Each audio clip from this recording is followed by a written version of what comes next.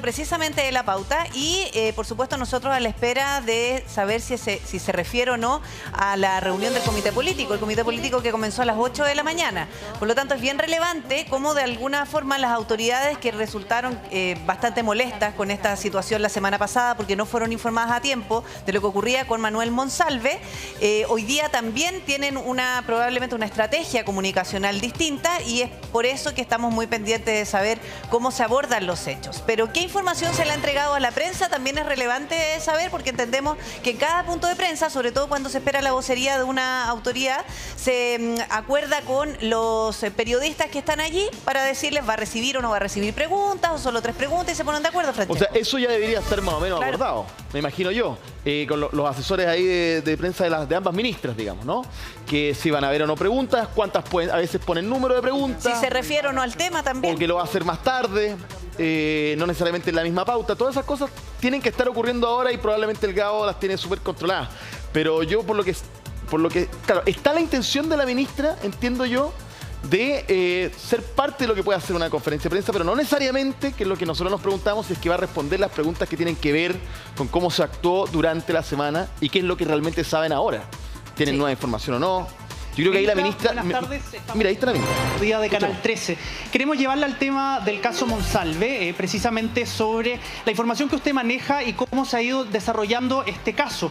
Quiero llevarla a la pregunta que le hicimos al presidente Boric. Ustedes se consideran un gobierno feminista y propiamente tal le autorizaron al ex subsecretario Monsalve a hacer un punto de prensa desde el propio Palacio de la Moneda, asegurando él incluso que era inocente. ¿En qué pie queda hoy día el Ministerio de la Mujer y Equidad de Género frente a esta denuncia de violación y cómo se ha manejado en los últimos días?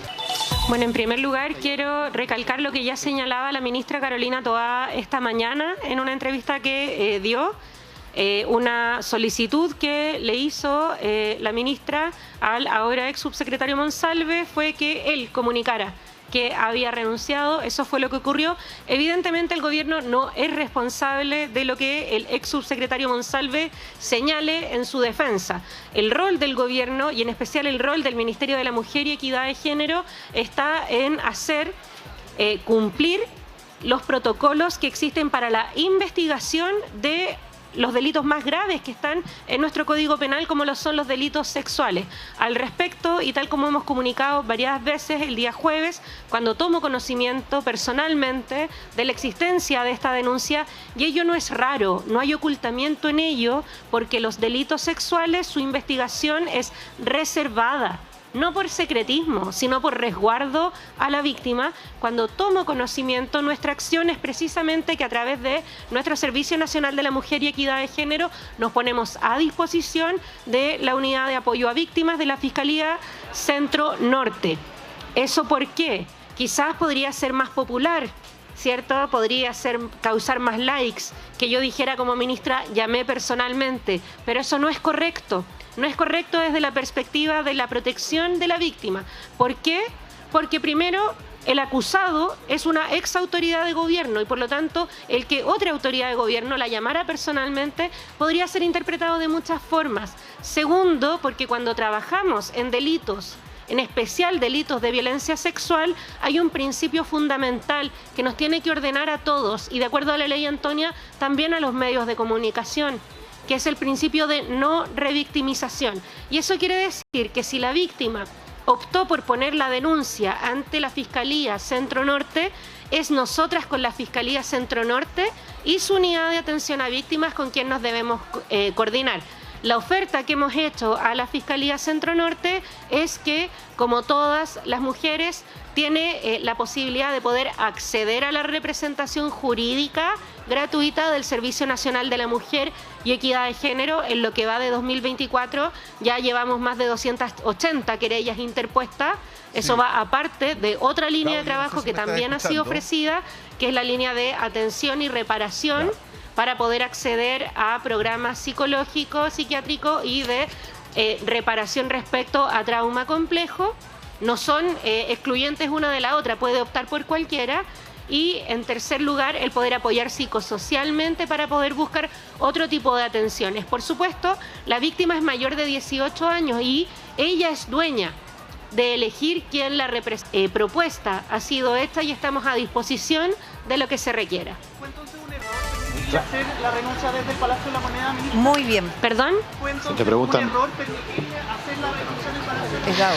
El subsecretario Monsalve iba a realizar una declaración respecto a su renuncia donde fuere. Donde fue. Hay declaraciones de renuncias que se hacen caminando por afuerita de la moneda, hay otras que se hacen ahí mismo. Lo relevante acá, Me preguntan si más fue un que error que la minucia renuncia fuera desde la respecto moneda. a el lugar específico, es que el subsecretario ya no está en funciones. No sé. Y ya no está en funciones cumpliendo un estándar muy estricto.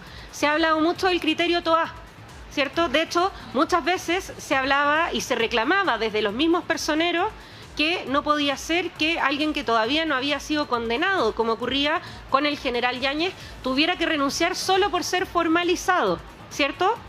En este caso hemos actuado con un estándar más estricto, al igual que con el caso del ex subsecretario Larraín. O sea, ¿le ¿Por parece qué? Porque aquí bien estamos la renuncia hablando de de 48 delitos horas? contra las personas. Y que se por lo haya hecho tanto, desde el Palacio. Aquí Que lo haya que ido tenemos azul. es que conocía la denuncia, tenemos ya la renuncia Eso y hay lo- otra persona ejerciendo las funciones, y eso en especial para Es que nosotros no es, como no es Ministerio un de la tema de Mujer cómo ha y actuado Equidad el de Ministerio Género de la es Mujer. relevante porque hemos Yo creo que sido lo que ha explicado la señalar ministra es que la correcto, seguridad de su rol. también tiene- Obviamente, cómo ha actuado. No es eso. Lo que uno esperaría es que haya un cuestionamiento a esas 48 horas entre el martes en la noche que se entera el presidente, martes de la tarde que se entera el presidente, hasta el jueves en la mañana después de la Comisión de Presupuesto, de Seguridad, mediodía, pasado el mediodía, cuando renuncia Monsalve, viaja al sur por entre medio, viendo las cámaras. El cuestionamiento- entre medio. Eso es lo que uno esperaría de que, Sí. que haga cuestionamiento la ministra de la Mujer. Es que el cuestionamiento apunta a las consideraciones que se tuvieron con la persona denunciada, en este caso El Manuel criterio Monsalve, todavía acá y no además también a la forma en que se renuncia, que fue en el Palacio de Gobierno, haciendo una defensa Claro. además insistiendo en su inocencia. ¿Y qué otra pregunta le están haciendo? A ver si para alcanzamos a también, escuchar. actuar de buena fe en cuanto a lo que dijo. ¿Cree usted que esa reunión hizo probablemente que Manuel Monsalve no entregara toda la información al presidente para establecer una renuncia o pedir la renuncia de forma inmediata? Y segundo punto, el abogado querellante señala que habría no solamente este hecho, sino que preliminarmente había situaciones de acoso, al menos en el mes de septiembre, entendiendo que el 1 de septiembre es donde la denunciante plantea, y sin detallar, por el horario y por el tema delicado, que ya había ahí algún inicio de lo que finalmente ocurre en el resto del tiempo. A ver si las dos puntos de vista nos puede plantear. Muchas gracias. Muchas gracias. Respecto al primer punto, quiero señalar que el ex subsecretario Monsalve puede decir lo que quiera decir. Eso no es problema del gobierno. Él ya no forma parte de él. Y evidentemente una persona acusada de un delito dirá muchas cosas. Esas se tendrán que comprobar en tribunales y por eso el gobierno no va a escatimar en poner a disposición de la justicia toda la información que sea necesaria, tanto para esclarecer los hechos y comprobar las acusaciones o no, o también para aclarar si es que el ex subsecretario Monsalve hizo uso de alguna de las muchas atribuciones que tiene un cargo tan relevante como la Subsecretaría del Interior para intentar mediar respecto a estas acusaciones.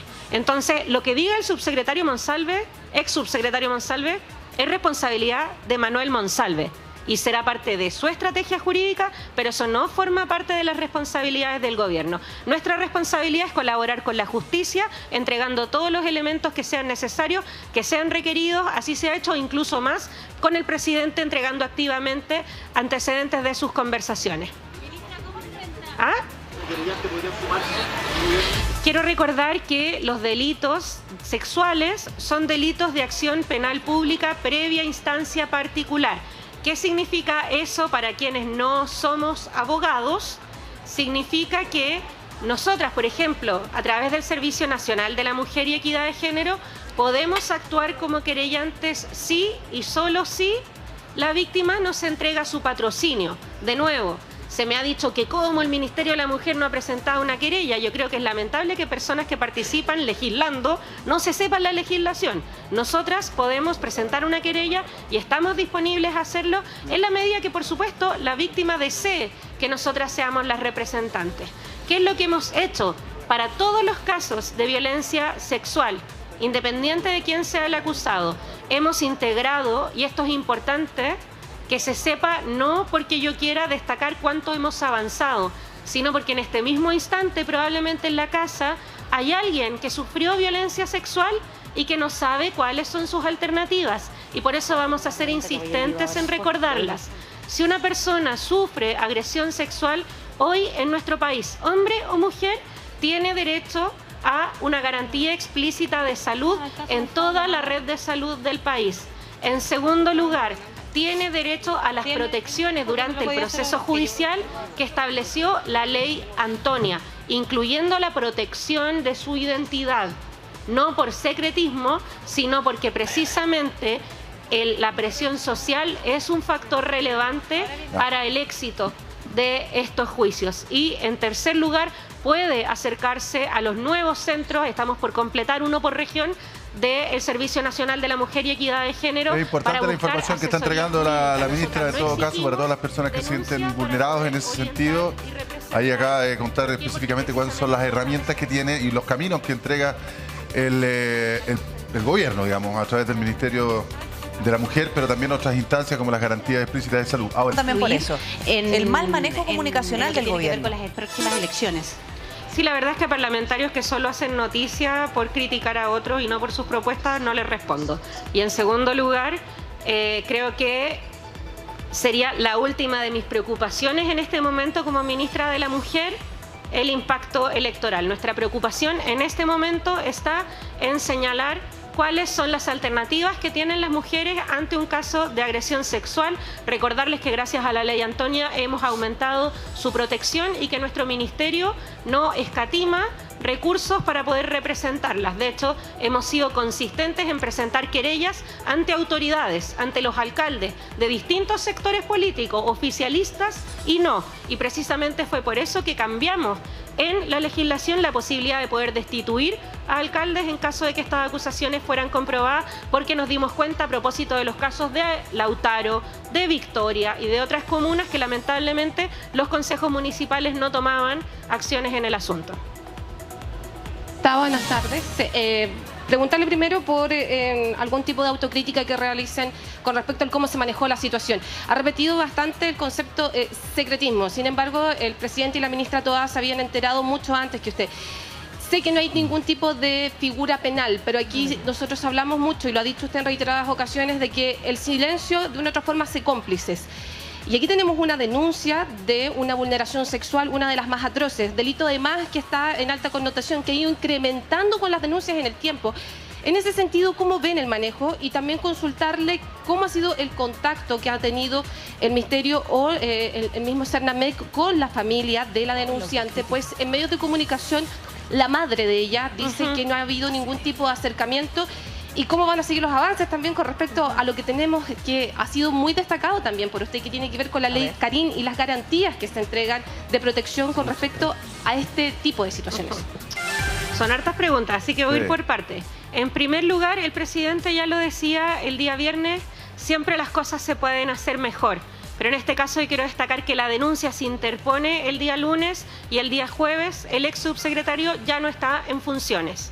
En segundo lugar, una muestra de fortaleza institucional está en el hecho de que el director de la PDI, el director Serna, ante el conocimiento de que existe una denuncia en contra de su superior civil, se contacta precisamente con la superior del subsecretario Monsalve, la ministra Toá, precisamente para poder garantizar que haya confianza en la investigación. ¿Por qué?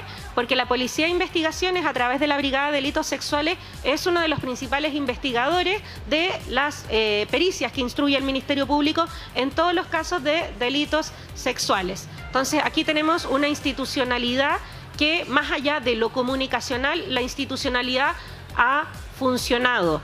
En segundo lugar, se puede hablar de secretismo, pero quiero insistir, las denuncias y los procesos penales por delitos sexuales en mayores y en menores de edad son reservados. En el sistema interno, nadie que no sea implicado directamente como representante de la denunciante, como defensor o como actuario del juicio puede acceder. porque son precisamente los detalles más íntimos de una persona los que están expuestos en el expediente, y por lo tanto el gobierno tomó la decisión que debía tomar, esto es decir, pedirle la renuncia al subsecretario Monsalve con la información que se tenía, respetando el secreto de la investigación, lo cual no tiene nada de malo. El otro día, perdón que lo ejemplifique así, pero estaba en una conversación con estudiantes de un colegio y que me decían que querían funar a un compañero. Yo les decía, pero esto es un delito y tú lo puedes denunciar. Y ella me decía, pero todo el mundo va a saber. Eso es precisamente lo que se pone en cuestión cuando buscamos también proteger aquello. Y en tercer lugar, con lo que tenía que ver con... Ahora, ¿cómo se hace el contacto con las familias cuando tenemos una víctima? Hay distintos tipos de delito. Cuando tenemos, lamentablemente, un delito de femicidio, es precisamente el Servicio Nacional de la Mujer y Equidad de Género quien se contacta directamente con la familia. O cuando tenemos una víctima de lesiones graves o femicidio frustrado con la que está recuperándose y por lo tanto no se puede tomar contacto. Cuando tenemos otro tipo de delitos, por ejemplo, delitos sexuales, donde no hemos sido la primera institución, el principio de no revictimización lo que hace es que nos coordinemos y todos nos comuniquemos con la víctima, no todos llamándola por teléfono a ella ni a su familia. Porque eso tampoco sería óptimo desde la perspectiva de la intervención para la reparación. Imagínate estuviera llamando la Corporación de Asistencia Judicial, el Programa de Apoyo a Víctimas, el Servicio Médico Legal, el Cernamec, todos llamando a la misma familia. Eso no es técnicamente óptimo. ¿Qué es lo que se hace y qué es lo que se hizo el día jueves? Apenas yo me enteré de la denuncia, es que nuestra encargada nacional de violencia contra las mujeres llamó a la encargada que acompañó a la víctima a la constatación de lesiones para señalarle que el servicio tenía sus líneas de trabajo a disposición de ella. Así ha sido el contacto. Por supuesto, si la familia desea tener contacto directo, puede hacerlo a través de la solicitud de audiencia o también comunicando a través del programa de atención a víctimas que lo desean. Pero además quiero recordar que en esto hay que tener un especial cuidado, porque yo soy ministra de la Mujer y por lo tanto formo parte del gobierno del que formaba parte hasta hace unos días el ex subsecretario Monsalve. Y no va a haber nada que haga este ministerio que pueda darse al lugar como una interpretación de que queremos presionar a su familia, sino por el contrario, estamos a disposición. Yo quiero, a ver, me parece de toda sensatez lo que está diciendo la ministra Orellana y que cómo tiene que obrar el ministerio frente a estos casos. Y sobre todo